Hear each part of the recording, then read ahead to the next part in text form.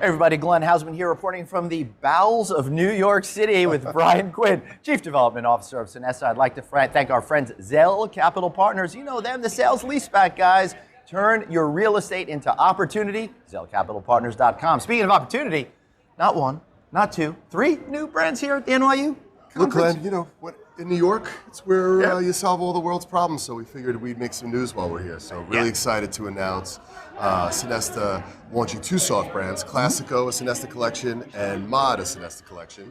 We're also happy to report that we have one hotel open in each category already. So in Miami, we launched the Z Ocean, a Classico, and in Calgary, we launched the Hotel 11, a Mod. So look, these are spaces that the consumer wants. Right. The developer wants. Exactly. So let's just fill you folks in over there. Soft brands have been taking off since they first started about 15 years ago, and now I think they're more meaningful than ever to both franchisor portfolios and ownership portfolios because they really sit in that sweet spot with the independent mindset, but gives yourself the structure of a franchise organization that'll deliver profits. Absolutely. I mean, it's an absolute reaction to the consumer wanting a more curated experience during their stay. But the confidence of some sort of name associated with it, right? You still have to have the good housekeeping seal, and you still have to have the commercial engine, right? So both of those allow us to deliver that. A little bit more news, we also acquired the Nautilus through our affiliated company to come in as a Sonesta initially, and then ultimately a James, so an oceanfront. 250-room hotel on Miami Beach.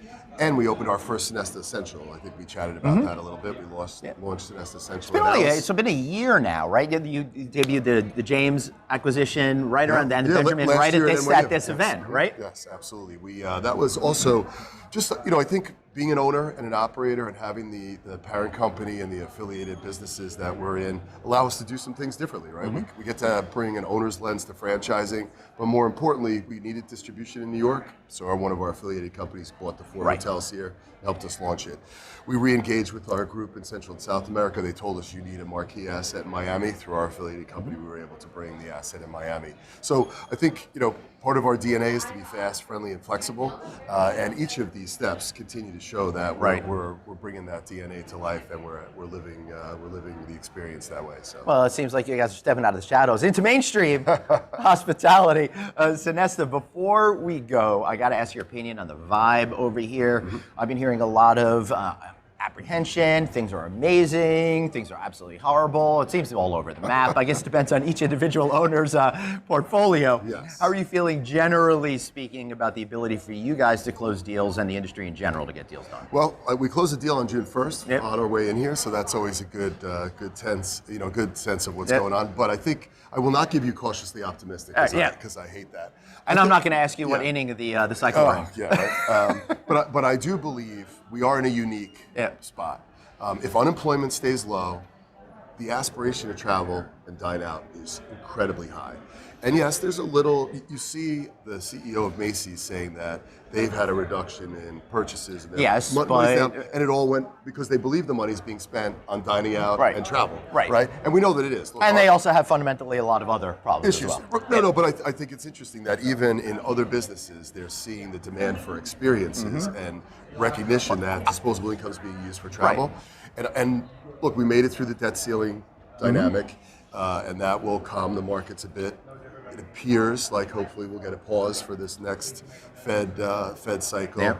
And if unemployment stays low, with the aspiration to travel high, I think we will continue to do well. If people feel nervous about their employment, that's the one thing I think that could tip people over to start to close the wallets a little around travel. But we see no signs of that. On the development side, though, it is a little bit tougher, right? Well, that has to do with more the ability to get money, what that money costs, and whether or not the actual deal is going to pencil out with rising construction costs. And we didn't need interest rate. We didn't need the debt crisis on top of the interest rate piece, because that really locks up CMBS, which is an important, part of the ability for the single operators to be able to get money. And then I think the regional banks also, that noise in that space is not super helpful, but deals are continue to happen. And I've heard a few things being put on pause, but nobody canceling projects, right? So I think everyone expects, after we get through the summer, that the lending environment will improve. All right, I like it. You heard it here first. Brian Quinn knows what's going on. I'm Glenn Hausman, ZEL Capital Partners. Check him out. Thank you so much. See you next time. Thank you very much. Have a great day.